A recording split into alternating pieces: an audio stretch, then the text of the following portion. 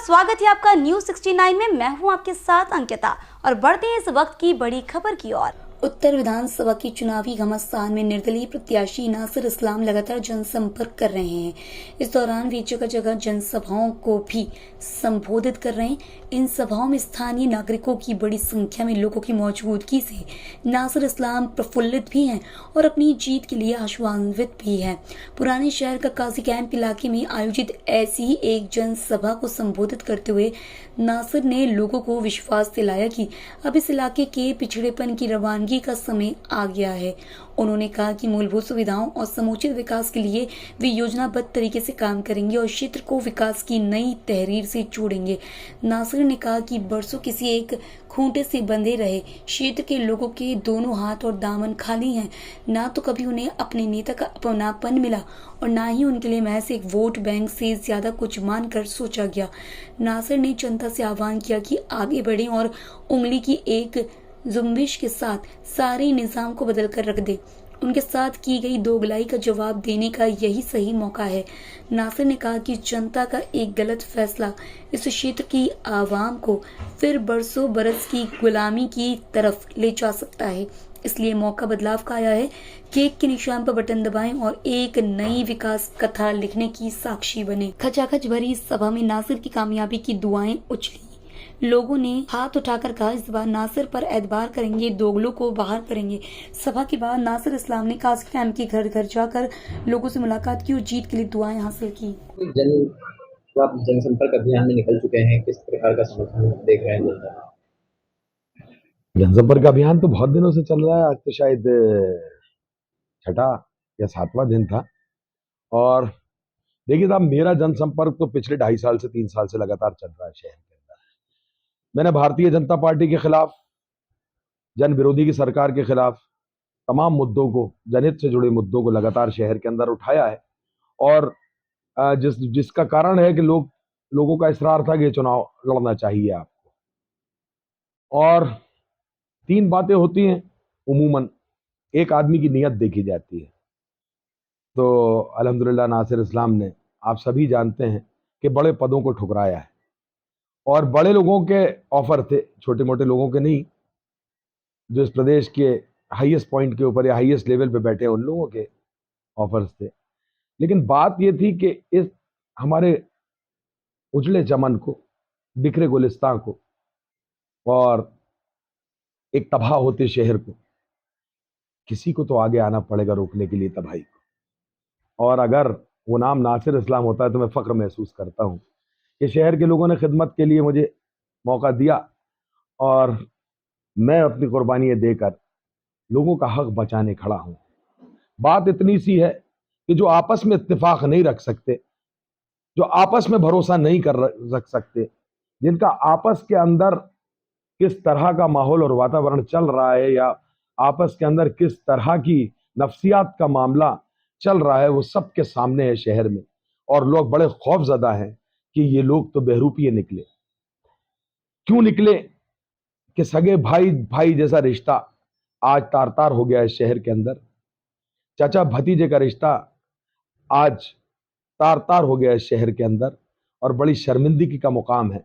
इन तमाम चीजों को देखते हुए मुझे लगता नहीं है कि कोई भी कांग्रेस के कैंडिडेट पर भरोसा कर सके। कैसे भरोसा करेगा जब घर के लोग, सगे भाई और ये तमाम रिश्ते जो हैं आज ऐसे हो गए कि जिसके अंदर तलखियां, और तलखियां तो बहुत छोटा लफ्ज है, उसके अंदर बहुत ज्यादा आगे चीजें बढ़ गई। तो अब फर्ज ये होता है कि शहर के अंदर एक विकल्प दिया जाए। जब शहर के लोग उस विकल्प के ऊपर काम कर सकते हैं और शहर को बचाने के लिए अगर विकल्प ही ना होता तो फिर क्या होता। तो ये तमाम चीज़ों को देखते हुए कुर्बानी दी और मुझे बहुत समर्थन मिल रहा है लोगों का। आप लोग खुद देख रहे हैं कि आज हज़ारों की तादाद में लोग शरीक हो रहे हैं जनसंपर्कों में ही। सभाओं की बात और उसकी बात तो छोड़िए। और कांग्रेस के कुछ नेताओं ने सोचा है कि राहुल जी को यहाँ लाकर, तो इत्मीनान रखना, राहुल जी से सड़कों पे बात होगी, शहर के लोगों की रोक कर बात होगी राहुल जी से कि आपके कांग्रेस पार्टी के शीर्ष नेता ये करते हैं साहब। और बात इतनी सी है कि जब आप हक अदा नहीं कर सकते तो फिर आपको जिस कौम के साथ आप इस तरह का व्यवहार करते हैं, अब उसके वोटों के लिए आप इतने तड़प क्यों रहे हैं? तड़पने की क्या जरूरत है? जिनको आप मैनिफेस्टो में एक जगह, एक पेज का क्या, एक लाइन का मुकाम नहीं देते, जिनके मकान टूटते हैं आप जाकर खड़े नहीं होते, एक लाइन का बयान नहीं दे पाते, जिनके साथ जबरदस्त ऐसी जातियां जो दुनिया के लोग जिसमें टोक रहे हैं, लेकिन हमारे कांग्रेस के नेताओं के मुंह से नहीं निकलती। भारतीय जनता पार्टी तो कर ही रही है जो करना है, लेकिन ये जो अपने पीछे लेना चाहते हैं 60 लाख वोटों को, ये क्या कर रहे हैं, मेरा सवाल है। जब मॉब लीचिंग होती है तुम्हारे हलक से आवाज क्यों नहीं निकलती? तुम क्यों नहीं बोल पाते हो? 60 से 8% लोगों को उनका अ, उनका हक क्यों नहीं दे पाते हो? जब उनके मकानात टूटते हैं तो उस तमाशगीनों में तुम क्यों खड़े हो जाते हो? तुम्हारे हलक के अंदर क्यों आवाज मौजूद नहीं होती है 60 लाख लोगों के इस प्रदेश का हक बचाने के लिए? आज इनको, इनकी तालीम गायें खत्म कर दी गई, इनके हाथ से कलम छीन ली गई उत्तर पुराने भोपाल के अंदर, क्यों कोई नहीं बोला? आज इनके पास, तुम ये तो जानते हो कम से कम कि ये हॉकी की नर्सरी कहलाती थी किसी जमाने के अंदर, आज इनके पास एक ग्राउंड नहीं रह गया हॉकी पकड़ने को। आज एक हरा टुकड़ा नहीं है मेरी बहनों को जहां जाके वो पार्कों के अंदर कभी घूम ले फिर ले। उनको 30 किलोमीटर दूर, 20 किलोमीटर दूर जाना पड़ता है, उनको मॉलों के लिए 15 किलोमीटर दूर जाना पड़ता है, और उनको हमारे लखेरेपुरे और चौक के भाइयों को, व्यापारी भाइयों को आज ग्राहक को गाड़ी खड़ी करने की जगह ना मिलने के कारण उनके व्यवसाय खत्म होते जा रहे हैं। आज हमारा कोई फिजा उजड़कर तबाह हो गया, सबसे पॉश कॉलोनी। आज जिस प्रकार से भोपाल का और पुराने भोपाल का विभाजन लाइन, तकसीम लाइन, जो कि दो लोगों ने आपस में मिलकर बांट ली, भारतीय जनता पार्टी और यहाँ के प्रतिनिधि ने डिवाइड कर लिया भोपाल को। बहुत शौक है तुम्हें दलाल कहने का लोगों को, 30 साल से लोगों को दलाल कहते हो। तुम खुद अपने गिरेबान में झांक कर देखो। तुम तो अपने लड़के का, मैं तो ये कह दूं और ये मेरा आरोप है, ऐसा महसूस होता है कि इस बार निकाई वालिद भी तुमने शिवराज सिंह चौहान को बना दिया था। सवाल है मेरा, जवाब तुमसे चाहिए शहर को, इस चेमन को उखड़ने का, इस शहर को तबाह करने का, इसके अस्पतालों को तबाह करने का, इसके शिक्षक संस्थानों को तबाह करने का। ये एक फ्लाईओवर नहीं बनवाते हो? शिवराज जी गले में हाथ डाल के कह देते रहने दे यार, उधर क्या करेंगे, हैं? ऐसा ही है ना?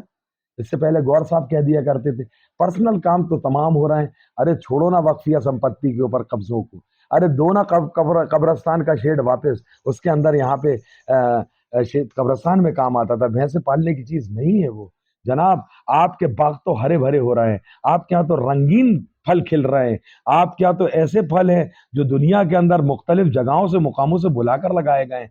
अरे शहर की हरियाली खींच छीन के, इस शहर की खुशहाली छीन के, इस शहर के नौजवानों को बंद करा के, इस शहर के घरों में छापे पड़वा के, इस शहर के लोगों के घर मकान तोड़वा के तुम अपना मकान, अपना गुलिस्तान हरा कर रहे हो।